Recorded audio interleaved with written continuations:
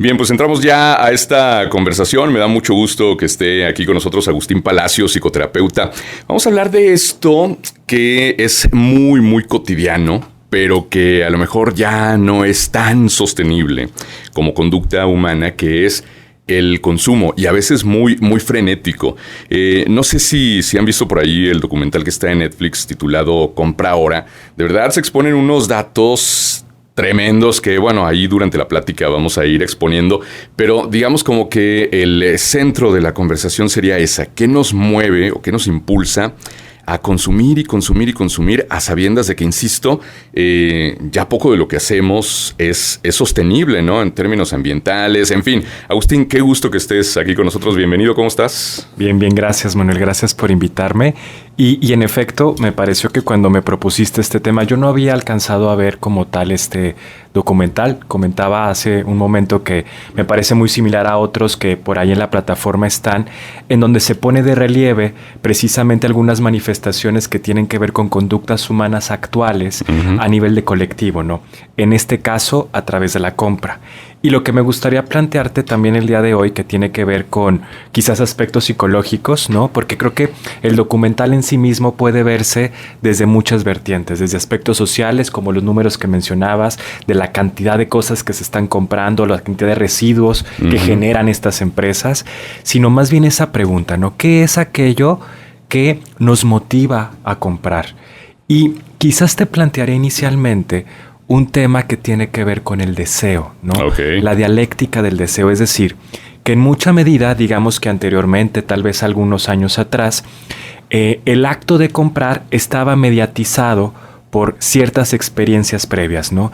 Para que tú te dirigieras, por ejemplo, a comprar una prenda de vestir, pues tendrías que levantarte de tu casa, quizás encontrar un momento dado para acudir a la tienda departamental, comenzar a revisar como cada una de las prendas que por ahí pueden habitar, hasta que encuentras alguna que te llama la atención, la compras, ¿no?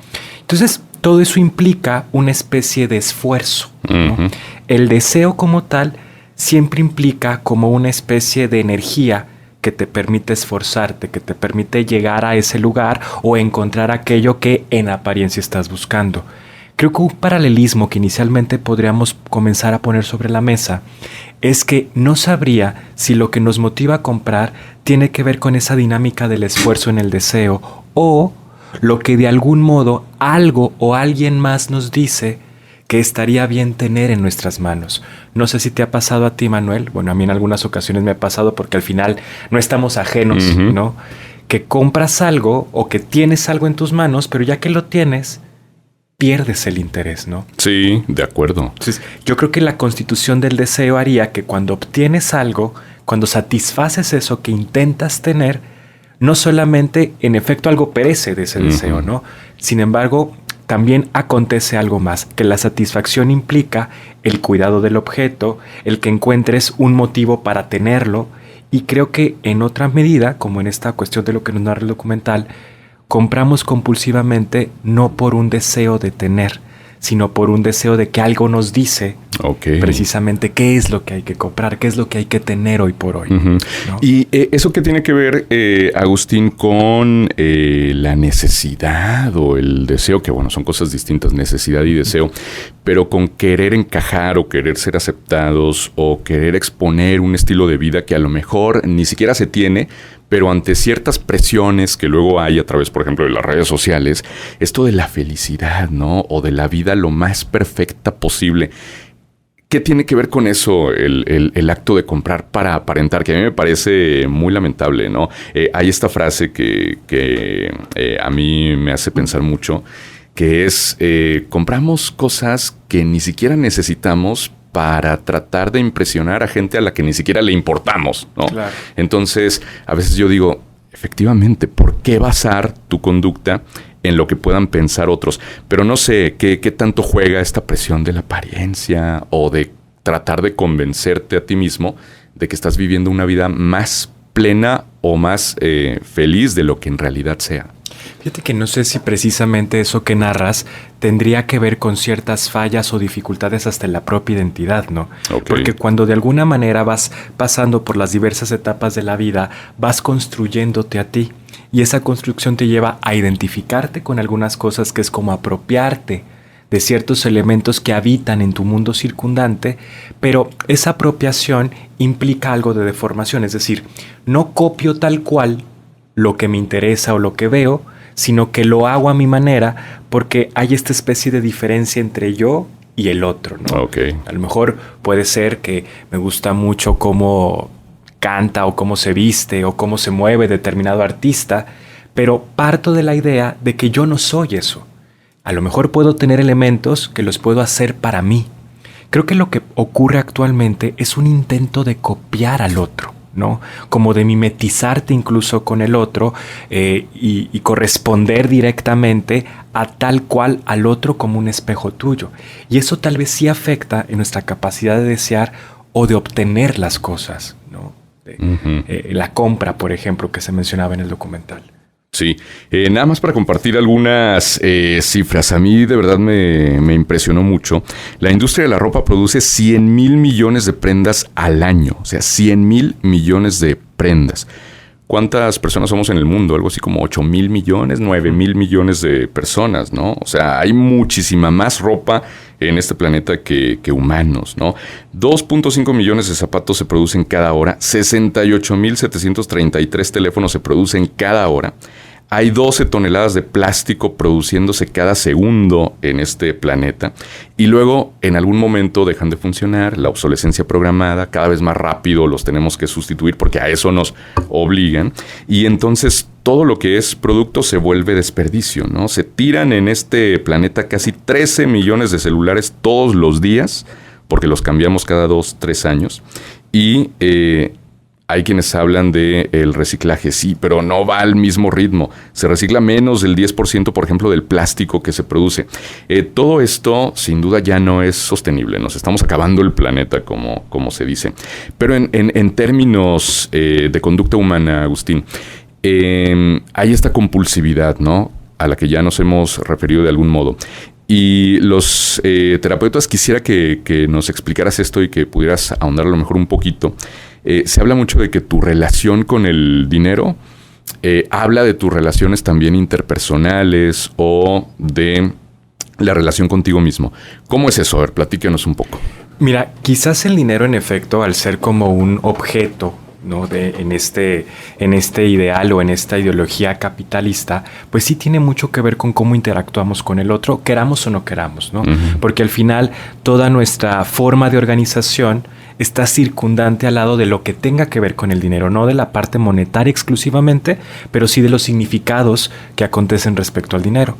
Entonces, lo que podríamos llegar a comentar de esa parte es que lo que me llama la atención es si esta cuestión del dinero, esta cuestión de comprar algo con base a, a la moneda como uh-huh. tal, es precisamente por tener algo o por mantenernos en deuda con el otro, ¿no? Okay.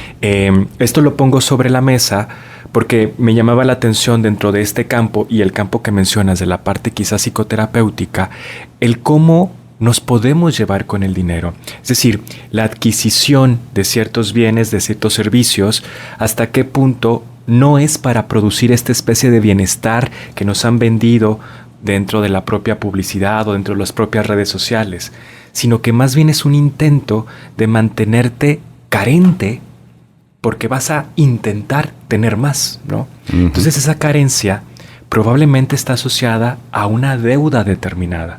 Nos conservamos en deuda constantemente y eso sí que tiene que ver con el dinero. Entonces, bajo esta alusión, he pensado mucho, Manuel, digo, no solamente por el tema, sino previamente en muchos otros espacios, si precisamente mantenernos en deuda nos hace estar limitados en las relaciones. Es decir, lo que damos es una donación carente al otro, batallamos en compartirnos, ¿no? Porque más bien hay una espera constante de que así como yo me entrego, así como yo te doy, Yo espero que tú me des, en esa misma medida, ¿no? Exacto. Entonces, pareciera que vivimos en deuda incluso en nuestras propias relaciones, y eso sí que tiene que ver con el tema del dinero. Uh-huh. Eso es interesante, porque luego se dice mucho, yo he escuchado mucho estas frases, obviamente tus hábitos hablan mucho de ti, pero eso particularmente mantenerte en deuda impacta. ¿Qué más dice de una persona esa conducta? Fíjate, la carencia en sí misma sí habla de cierto empobrecimiento. Ahorita te hablaba también de ciertas dificultades en la identificación. Cuando uno batalla a lo largo de la vida en identificarse, es decir, apropiarse de ciertos elementos que te constituyen como ser humano, probablemente la sensación de deuda va a ser un tanto más alta, por usar un vocabulario respecto a este sistema capital, ¿no? Y si la deuda no compensa estas fallas de identidad, entonces vas a ser una persona que probablemente vas a intentar querer más y más y más, y nada te va a llenar. Entonces lo que marca el documental de alguna manera es un efecto al mismo tiempo de cierta constitución humana en donde nada nos colma, nada nos llena, nada nos satisface. En esa medida pareciera que estamos intentando tener más porque no nos basta. Fíjate, hay una especie de postulado actualmente en psicoterapeutas, en investigadores, que hablan mucho del vacío, ¿sí? No hablamos de la falta, ¿no? Porque la falta, no sé, cuando de alguna forma uno puede llegar a sentir que nos falta algún elemento que nos permita constituirnos, vas a lo largo de la vida intentando buscarlo, explorándolo.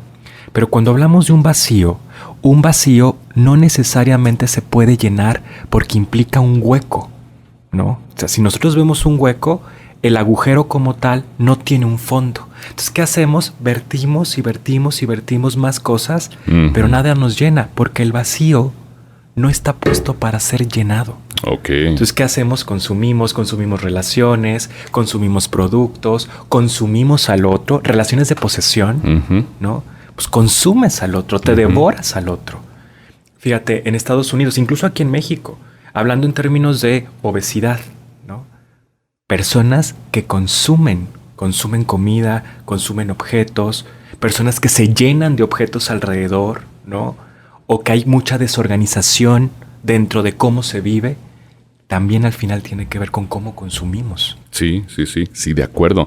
Ahora, también me pongo a pensar, se ha hablado mucho de la dificultad, sobre todo para las nuevas generaciones, los jóvenes profesionistas, de generar patrimonio, ¿no? La dificultad, por ejemplo, de tener una vivienda propia, porque el sistema cambió, el mundo cambió lamentablemente, y hay una serie de desventajas que a lo mejor nuestros padres o nuestros abuelos no tuvieron. Y entonces es más difícil, por ejemplo, hacerte, insisto, de ese patrimonio, y por ende tener una estabilidad que te haga pensar en formar una familia para quienes tienen esa intención, ¿no? Que también la formación de la familia, el casarte, tener hijos, ya dejó de ser pues esa meta, sí, prioritario, o una realización de la vida, ¿no? Y se observa porque las actuales generaciones se casan a mayor edad, posponen tener hijos, o de plano no se casan. Ha habido, digamos, también un crecimiento estadístico en la gente que decide no casarse y no procrear, por una cuestión de preferir la estabilidad profesional, económica y demás. Y entonces entran en juego quizá lo de los satisfactores más inmediatos, ¿no? Digo, si no puedo aspirar a algo más grande o no quiero tener una deuda de largo plazo, claro, pues que el fruto del esfuerzo, si no me da entonces para eso, para proyectar eso con tranquilidad, pues entonces que me dé satisfactores a lo mejor más efímeros, más inmediatos. No sé si bajo esa lógica es que estamos consumiendo más también. Claro, fíjate, es que es un buen distractor, ¿no? De hecho, una de las leyes que hacían alegoría dentro del documental es que precisamente para que podamos seguir consumiendo y que no veamos cuáles son las consecuencias de este consumo excesivo, hay que mantenernos distraídos, ¿no? Y bueno, creo que generalmente, Manuel, luego puedo escuchar ciertos juicios hacia estas generaciones que mencionas, donde en efecto no le ven como esta priorización al matrimonio, a tener un patrimonio, a tener una familia, pero también creo que habría que pensar cuáles son las condiciones subjetivas con las cuales ellos vinieron a este mundo. Y ahorita que hablábamos en términos de deuda, ellos nacieron con deuda. Es decir, nuestros padres, por ejemplo, se fueron constituyendo y quizás la deuda la comenzaron a construir en el mundo del adulto, en el mundo del joven que comienza a trabajar, que comienza a esforzarse para tener una familia. Pero estos jóvenes, generaciones millennials, generaciones Z, nacieron ya con una deuda, la deuda de un mundo que no está abastecido para ellos. Entonces, imagínate la constitución desde el día 1 para todos estos niños jóvenes que luego van a convertirse en adultos, donde hay un mundo futurista que no les da seguridad. Y eso yace desde el día 1. Entonces, creo que la parte de poderse distraer con objetos de consumo momentáneos, prendas de vestir, aparatos electrónicos, etcétera, etcétera, también creo que es una manera de intentar encontrar seguridad en un mundo que a futuro no les está dando absoluta seguridad. ¿No? Sí, interesante eso, me llamó mucho la atención. Ahora, de pronto somos muy tendientes al pensamiento mágico, ¿no?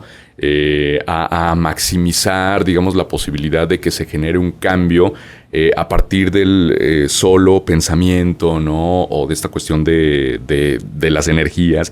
Y ahora que estabas comentando esto de las relaciones, de que hay gente que consume también desproporcionadamente, me acordé de este término de las personas vampiro, ¿no? Que luego chupan la energía del otro. ¿Eso es real? ¿Cómo opera? ¿Cómo se da? Mira, yo en general hay muchos términos que creo que luego se vanaglorían en redes sociales. Exacto, como exactamente. Pero yo de lo que te podré decir en cierta terminología, pues quizás vinculado a la parte psicoterapéutica, es que en efecto tenemos sociedades actuales de mucho pesar, con mucha pesadumbre, mucho agotamiento mental, mucho agotamiento físico, seres humanos que les cuesta vivir. Entonces, parte de costarte vivir es que interactúas con el otro. Entonces, no sé si te ha tocado que de repente bajo estas terminologías alguien dice, es que ya mi energía social ya se acabó, ¿no? La pila social ya está vacía. Acabó, está vacía. Y entonces uno puede pensar, pero ¿cómo? Si pues apenas si saliste 2 horas con tus cuates a un café, no hubo tanta vorágine alrededor. Sin embargo, creo que eso es resultado de mucha pesadez. Es decir, el otro, nosotros, ya estamos consumidos. Consumidos por un sistema, consumidos por las relaciones, donde incluso este esfuerzo que mencionábamos al principio, que evoca el deseo, este esfuerzo está detenido, está pausado. O sea, te cuesta mucho trabajo compartirte con el otro y sostener eso que compartes, ¿no? Que luego entonces volvemos a estas cuestiones de compras momentáneas o de relaciones momentáneas, en donde de algún modo no se construye la constancia, que quizás esa constancia la veíamos antiguamente, ahora no. Creo que otro punto importante, fíjate, ahorita de hecho en la universidad estoy dando una clase donde me he puesto a pensar mucho ello porque es parte de psicología social, en donde les decía que anteriormente, pues bueno, si tú querías conocer a alguien, Manuel, pues probablemente tu círculo más cercano, no sé, amigos, lugares donde te desenvuelves, era el lugar determinado para llegar a encontrarte con ese alguien. Pero hoy por hoy, las posibilidades de conocer a alguien son extremas. Sí, tú puedes estar aquí y conocer a alguien que vive en Japón, interactuar, enamorarte. Entonces, la elección, que es algo que quizás anteriormente no se veía, la elección como tal también problematiza al sujeto. Porque entonces, ¿qué eliges? ¿Desde dónde eliges? De acuerdo. Y esto nos está haciendo más individualistas, más alienados, porque de alguna forma tergiversa la manera en la que nos estamos relacionando. Pero no sé si esa inmediatez también favorezcan lo que luego se ha denominado esta cultura de lo light, de lo desechable, ¿no? Claro. De que nada es duradero, de que ya no procuramos las cosas, de que si se rompe o se agrieta, lo descartamos porque hay más opciones. Entonces estamos viviendo a lo mejor con ese frenesí, ¿no? Claro. No sé, ¿qué apunte pudiera haber de eso? Fíjate, volviendo también a ese tema del documental, hay una especie de entrevista que le hacen alguno de los ingenieros por ahí que se encarga de la reparación. Creo que su empresa es vinculada a la reparación. Sí. Entonces me llamaba mucho la atención que ellos mencionan que hoy por hoy en los aparatos electrónicos o en muchas prendas de vestir, lo que ya no ocurre es la posibilidad de repararlas, ¿no? Porque precisamente se cambia por otra cosa. Sí, no solamente están hechos para durar poco por la obsolescencia programada, sino para que no se puedan reparar. Exacto. No los puedes abrir. Si los manipulas, se descomponen más, empeora la situación. Exacto. O incluso haces hasta como todo lo posible para que sea más complicada, complejizar la reparación, ¿no? Bueno, eso lo hablan a nivel de productos. Pero cuando yo lo escuchaba, yo lo pensaba, qué significativo me parece eso, porque creo que lo que también falla o falta es la posibilidad de repararnos en el otro, ¿no? Como esto que decías, a lo mejor las relaciones light, los objetos light, implica que ante cualquier alteración que deforme mi percepción del objeto, entonces lo que hago es que me voy. Dejo de consumirlo y lo desecho. Llámale seres humanos, objetos o lo que sea. Y entonces la gran pregunta sería, ¿y dónde queda la posibilidad de reparar? Exacto. ¿Por qué no somos capaces de repararnos, reparar una relación? Hoy por hoy es muy escuchable que hablemos de soltar. No sé si tú lo has escuchado. Sí, hay que soltar relaciones, hay que soltar todo. Sí, de la capacidad de soltar. Luego se menciona como si eso te abriera. Claro. O sea, como si fuera la solución a muchas cosas. No sé, pero a ver, coméntanos. Yo creo que no siempre es la solución. Así es. Porque soltar implica también, pues, volver a ti, ¿no? Y ahorita lo planteabas tú, ¿no? Una sociedad que quizás comienza a ser muy individualista, yo pensaría en una sociedad muy narcisista, en donde de algún modo lo que hace que nuestro narcisismo más o menos esté equilibrado es precisamente que somos capaces de repartirnos al otro, de compartirnos con el otro. Pero si ese compartir está en función de que a ti te agrade o no te agrade, de que a ti te agrade la falla o no te agrade la falla, entonces sigue siendo egocentrista o individualista. No eres capaz de posicionarte desde el otro, de reparar. Sí, y creo que esa es una gran falla que pues está expandida, digamos, que a todo lo que vamos eligiendo, ¿no? Sí. ¿Y cuál sería, digamos, no la solución, porque estamos hablando de cuestiones también complejas y, bueno, difíciles de abordar desde una generalización? Pero, ¿qué tendríamos que hacer para meterle a lo mejor una pausita a este ritmo, Agustín? Fíjate, yo te plantearía inicialmente, digo, desde la posición terapéutica que yo tengo, que cada caso es un mundo, ¿no? Quizás lo que yo pueda decir aquí no sería como la regla fundamental, claro, ¿no? Pero sí, argumentando lo que tú me mencionas, yo creo que un punto importante, Manuel, es conocernos a nosotros mismos, pero que no se vanagloríe conocernos a nosotros mismos, porque luego a lo mejor intentamos conocernos a través de lo que alguien más dice, que es parte de este síntoma social que tenemos actualmente. Si alguien me dice qué comprar o porque alguien tiene eso, entonces yo también lo tengo que tener, ¿no? Entonces, eso no es conocerse. Conocerse implica verdaderamente darte una escapada hacia ti, ver hacia adentro y descubrir cuáles son esas respuestas que hay en ti que no te permiten quedarte con el otro, quedarte con un objeto, cuidarlo, protegerlo, no irte a las primeras de cambio, que eso ocurre en muchas ocasiones, y ver cuál es esa posibilidad que tú tienes de repararte.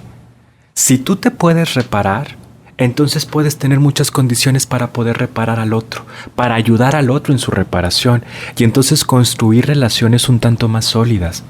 Fíjate, pareciera que nos distraemos con objetos light, con relaciones light, pero creo que nos distraemos y nos mudamos constantemente de un lugar a otro para no presenciar lo doloroso que es sentirnos muy solos. Ahorita te hablaba de la deuda con la que nacimos, ¿no? Estas nuevas generaciones. Una deuda con la soledad. Una deuda en donde el otro desapareció. En donde soy hijo de una guardería. Soy hijo de las miles de actividades que hago o que mis padres me pusieron a hacer desde pequeño, pero que evitó la presencia de ellos en mi vida, por ejemplo. Entonces, creo que esa sensación constitutiva de soledad, incluso niños que son adulterizados, pues nos lleva precisamente a una cultura de la inmediatez, de lo rápido, como si eso fuese lo mejor, porque es más barato. Fíjate, como es más barato, como está empobrecido, entonces es lo que puedo tener.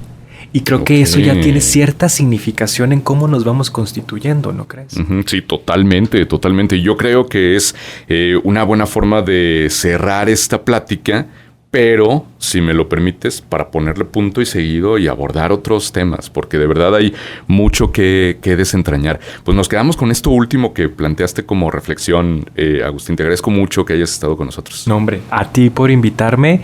Y pues bueno, creo que estos temas sirven mucho para amplificar y podernos reflexionar respecto a lo que está ocurriéndonos y ocurriendo en la sociedad en general. Sí, ¿no? Totalmente. Por eso es valiosísimo conversarlos, y más con quienes nos pueden ofrecer pues un panorama más amplio como tú sobre todo esto. Así es que gracias de nuevo, Agustín. Gracias a ti. Agustín Palacios, psicoterapeuta. Muchas gracias por estar en esta conversación. Yo soy Manuel Cerrato.